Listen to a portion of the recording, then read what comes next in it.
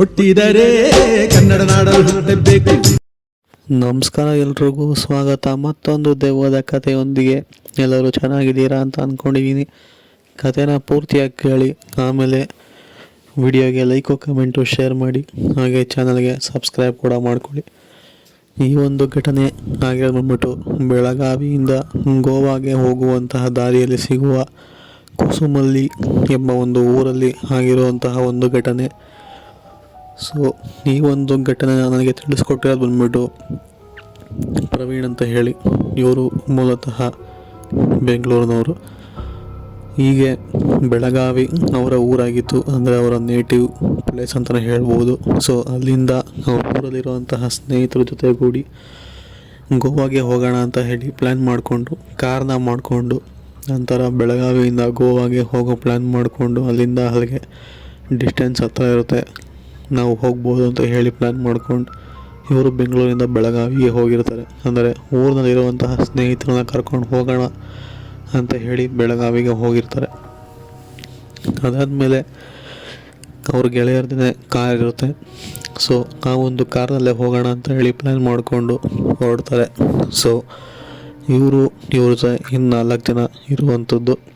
So ಎಲ್ಲರೂ ಕೂಡ ಒಂಥರ ಈ ಒಂದು 28-29 ಏಜ್ ಅಂತಲೇ ಅರ್ಥ ಮಾಡ್ಕೊಳ್ಳಿ. ಸೊ ಎಲ್ಲರೂ ಕೂಡ ಗೋವಾಗೆ ಹೋಗೋಣ ಅಂತ ಹೇಳಿ ಬೆಳಗಾವಿಯಿಂದ ಹೊರಡ್ತಾರೆ. ಅಂದರೆ ಇವರು ಊರನ್ನ ಬಿಟ್ಟಾಗ ಸಮಯ ಸುಮಾರು ಒಂದು 9 ಗಂಟೆ ಆಗಿರ್ಬೋದು. ನೈಟ್ ಊಟ ಗಿಟ್ಟೆಲ್ಲ ಮುಗಿಸ್ಕೊಂಡು ಹೊರಡ್ತಾರೆ. ಹೇಗಿದ್ರು ಗೋವಾ ತಲುಪೋ ಅಷ್ಟರಲ್ಲಿ ಬೆಳಗಿನ ಜಾವ 1-2-3 ಗಂಟೆ ಆಗಿರುತ್ತೆ. ಆ ಸಮಯದಲ್ಲಿ ಎಲ್ಲರೂ ಒಂದು ಕಡೆ ರೂಮ್ನ ಮಾಡಿ ನಂತರ ರೆಸ್ಟ್ ಮಾಡಿಕೊಂಡು ಬೆಳಗ್ಗೆ ಎಕ್ಸ್ಪ್ಲೋರ್ ಮಾಡ್ಬೋದು ಅಂತ ಹೇಳಿ ಇವರು ಕೂಡ ಬೆಳಗಾವಿನ ಬಿಟ್ಟು ಮುಂದೆ ಬರ್ತಾರೆ.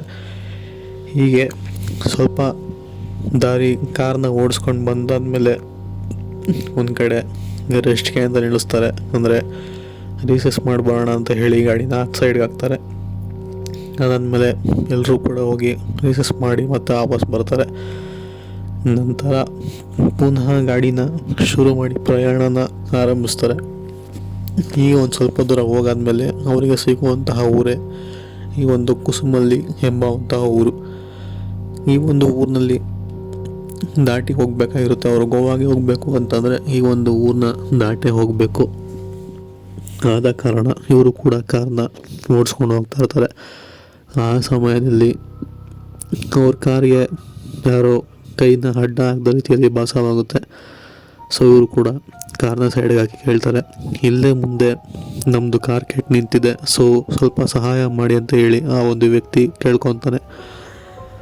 ಸರಿ ಆಯಿತು, ನಡೀರಿ ಏನಾಗಿದೆ ನೋಡೋಣ ಅಂತ ಹೇಳಿ ಇವರು ಕೂಡ ಆ ಒಂದು ವ್ಯಕ್ತಿನ ಕಾರ್ನಲ್ಲಿ ಕೂರಿಸ್ಕೊಂಡು ಮುಂದೆ ಹೋಗ್ತಾರೆ. ಮುಂದೆ ಹೋಗಾದ್ಮೇಲೆ ಆ ಒಂದು ಕೆಟ್ಟು ನಿಂತಿರುವಂತಹ ಕಾರ್ ಸಿಗುತ್ತೆ. ಸೊ ಎಲ್ಲರೂ ಕೂಡ ಇಳಿದುಬಿಟ್ಟು ಮೊಬೈಲ್ನ ಟಾರ್ಚರ್ ಮಾಡಿಕೊಂಡು ಕಾರ್ ಏನಾಗಿದೆ ಅಂತ ಹೇಳಿ ಚೆಕ್ ಮಾಡ್ತಿರ್ತಾರೆ.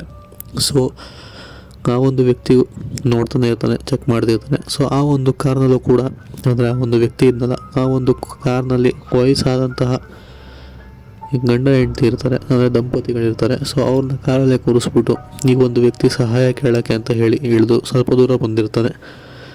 ಸರಿ, ಆ ಸಮಯದಲ್ಲಿ ಕಾರ್ನ ಎಲ್ಲರೂ ಕೂಡ ಟಾರ್ಚ್ ಆನ್ ಮಾಡಿಕೊಂಡು ಏನಾಗಿದೆ ಅಂತ ಹೇಳಿ ನೋಡಬೇಕಾದ್ರೆ, ಸೊ ಅಷ್ಟಾಗಿ ಅವ್ರಿಗೆ ಗೊತ್ತಾಗ್ತಿರೋದು ಏನಾಗಿದೆ ಅಂತ ಹೇಳಿ. ಹೀಗೆ ಒಂದು ಸ್ವಲ್ಪ ಸಮಯ ಹಾಗೆ ಕಳೀತಾರೆ. ಅದಾದಮೇಲೆ ಅವ್ರಿಗೆ ಮತ್ತೊಬ್ಬ ವ್ಯಕ್ತಿ ಆ ಕಡೆಯಿಂದ ನಡ್ಕೊಂಬರೋ ಥರ ಭಾಸವಾಗುತ್ತೆ. ಸೊ ಆ ಒಂದು ವ್ಯಕ್ತಿ ಒಂದು ಸ್ವಲ್ಪ ನೋಡೋದಕ್ಕೆ ಗೋಣಿಚೀಲೆಲ್ಲ ಹಾಕ್ಕೊಂಡು ಒಂಥರ ಅಬ್ನಾರ್ಮಲಾಗಿ ಕಾಣಿಸ್ತಾನೆ. ಬಟ್ ಆದರೂ ಮೋಸ್ಟ್ಲಿ ಇವತ್ತಿನಿಂದಲೂ ಸಹಾಯ ಆಗ್ಬೋದೇನೋ, ಎಲ್ಲರೂ ಸುತ್ತಮುತ್ತ ಆದರೂ ಗ್ಯಾರೇಜ್ ಇರ್ಬೋದೇನೋ ಅಂತ ಹೇಳಿ. ಆ ಸಮಯದಲ್ಲಿ ಯಾವ ಗ್ಯಾರೇಜ್ ಓಪನ್ ಇರುತ್ತೋ ಇಲ್ವೋ ನನಗಂತೂ ಗೊತ್ತಿಲ್ಲ. ಬಟ್ ಆದರೂ ಅಂದ್ಕೊಂಡು ಆ ಒಂದು ವ್ಯಕ್ತಿ ಹತ್ರ ಮಾತಾಡಿಸ್ತಾರೆ. ಸೊ ಇದೆಲ್ಲ ಆ ಒಂದು ವಯಸ್ಸಾದಂತಹ ದಂಪತಿಗಳು ಗಮನಿಸ್ತಾನೆ ಇರ್ತಾರೆ. ಬಟ್ ಇಲ್ಲಿ ಶಾಕಿಂಗ್ ವಿಚಾರ ಏನು ಅಂತ ಅಂದರೆ, ಈ ಇಷ್ಟು ಜನ ಆ ಡ್ರೈವರ್ ಮತ್ತು ಇಷ್ಟು ಜನ ಕಾಣಿಸ್ಕೊಂಡಿರುವಂತಹ ಒಂದು ವ್ಯಕ್ತಿ ಈ ಒಂದು ವಯಸ್ಸಾದಂಥ ದಂಪತಿಗಳಿಗೆ ಕಾಣಿಸ್ಕೊಂಡಿರೋದಿಲ್ಲ. ಸೊ ಇವರು ಆಶ್ಚರ್ಯ ಪಡ್ಕೊಂಡು ನೋಡ್ತಾನೆ ಇರ್ತಾರೆ. ಯಾರ ಹತ್ರ ಮಾತಾಡ್ತಾ ಇದ್ದಾರೆ ಇವರು, ಇದ್ದಕ್ಕಿದ್ದಂಗೆ ಎಲ್ಲರೂ ಕೂಡ ಆ ಕಡೆ ತಿರ್ಕೊಂಡು ಯಾರ ಹತ್ರನೂ ಮಾತಾಡ್ತಾ ಇದ್ದಾರಲ್ಲ, ಯಾರಿರ್ಬೋದು ಆ ಕಡೆ ಅಂತ ಹೇಳಿ ಕಾರ್ನ ಗ್ಲಾಸ್ನ ಕೆಳಗೆ ಇಳಿಸ್ಬಿಟ್ಟು ನೋಡ್ತಾರೆ. ಆದರೆ ಈ ಒಂದು ದಂಪತಿಗಳ ಕಣ್ಣಿಗೆ ಅಲ್ಲಿ ಯಾರೂ ಕೂಡ ಕಾಣಿಸೋದಿಲ್ಲ. ಅದಾದಮೇಲೆ ಆ ಒಂದು ವ್ಯಕ್ತಿ ಇದನ್ನಲ್ಲ, ವಿಚಿತ್ರವಾಗಿರುವಂತಹ ವ್ಯಕ್ತಿ ಇದನ್ನಲ್ಲ, ಸೊ ಅವನು ಇವ್ರ ಹತ್ರ ಮಾತು ಕೂಡ ಆಡದೆ ಸುಮ್ಮನೆ ಸ್ಟ್ರೈಟಾಗಿ ನಡ್ಕೊಂಡು ಹೋಗ್ಬಿಡ್ತಾನೆ. ಅದೆಷ್ಟು ಬೇಗ ನಡ್ಕೊಂಡು ಹೋಗ್ತಾನೆ ಅಂತ ಅಂದರೆ ಕಣ್ಣು ಕಣ್ಣು ಬಿಡೋ ಅಷ್ಟರಲ್ಲಿ ತುಂಬ ದೂರ ನಡ್ಕೊಂಡು ಹೋಗ್ಬಿಟ್ಟಿರ್ತಾನೆ. ಸೊ ಇವನು ಮೋಸ್ಟ್ಲಿ ಯಾರೋ ವಿಚಿತ್ರ ವ್ಯಕ್ತಿ ಇರಬೇಕೇನೋ ಬಿಡು. ಸೊ ಕಾರ್ ಏನಾಗಿದೆ ಗೊತ್ತಾಗ್ತಾ ಇಲ್ಲ. ಸೊ ನೀವು ಬನ್ನಿ ಆ ವಯಸ್ಸಾದಂತಹ ದಂಪತಿಗಳನ್ನ ನಮ್ಮ ಕಾರಲ್ಲೇ ಕೂರಿಸಿ ಎಲ್ಲಿಗೆ ಬಿಡಬೇಕು ಹೇಳಿ ಅಲ್ಲಿಗೆ ಬಿಡೋಣ ಅಂತ ಹೇಳಿ ಇವರೆಲ್ಲರೂ ಕೂಡ ಹತ್ತಿಸ್ಕೊಂಡು ಒಪ್ಕೊಂಡು ಅಲ್ಲಿಂದ ಹೊರಡ್ತಾರೆ. ಅದಾದಮೇಲೆ ಆ ಒಂದು ದಂಪತಿಗಳು ಕೇಳ್ತಾರೆ, ನೀವು ಯಾರ ಹತ್ರ ಮಾತಾಡ್ತಾ ಇದ್ರಿ ಇಲ್ಲಿ? ನಮ್ಮಿಬ್ಬರ ಕಣ್ಣಿಗೆ ಯಾರೂ ಕೂಡ ಕಾಣಿಸ್ಕೊಳ್ಳಿಲ್ಲ, ನೀವು ಯಾರ ಹತ್ರ ಮಾತಾಡ್ತಿದ್ರಿ ಅಂತ ಕೇಳ್ತಾರೆ. ಸೊ ಇಲ್ಲ, ಅಲ್ಲಿ ಯಾರೋ ಒಂದು ವಿಚಿತ್ರವಾಗಿರುವಂತಹ ವ್ಯಕ್ತಿ ಬಂದಲ್ಲ, ಸೊ ಅವನ ಹತ್ರ ಇಲ್ಲೆಲ್ಲ ಸುತ್ತಮುತ್ತ ಗ್ಯಾರೇಜ್ ಇರುತ್ತಾ ಅಂತ ಹೇಳಿ ಕೇಳೋಣ ಅಂತ ಹೇಳಿ ಕೇಳ್ತಾ ಇದ್ವಿ ಅಂತ ಹೇಳ್ತಾರೆ. ಬಟ್ ಆ ದಂಪತಿಗಳು ಏನೋ ಯಾವುದೋ ಒಂದು ವಿಚಿತ್ರವಾಗಿರೋ ವ್ಯಕ್ತಿನ ಮತ್ತು ನಮ್ಮ ಕಣ್ಣಿಗೆ ಯಾಕೆ ಕಾಣಿಸ್ಲಿಲ್ಲ, ಬರೀ ನಿಮ್ಮ ಕಣ್ಣಿಗೆ ಯಾಕೆ ಕಾಣಿಸ್ಕೊಂಡ ಅಂತ ಹೇಳಿ ಕೇಳ್ತಾರೆ. ಇಲ್ಲ, ನಮ್ಮ ಮುಂದೆಲ್ಲೇ ಪಾಸ್ ಆದ್ನ ಅಂತ ಹೇಳಿ ಇವರು ಕೂಡ ಹೇಳ್ತಾರೆ.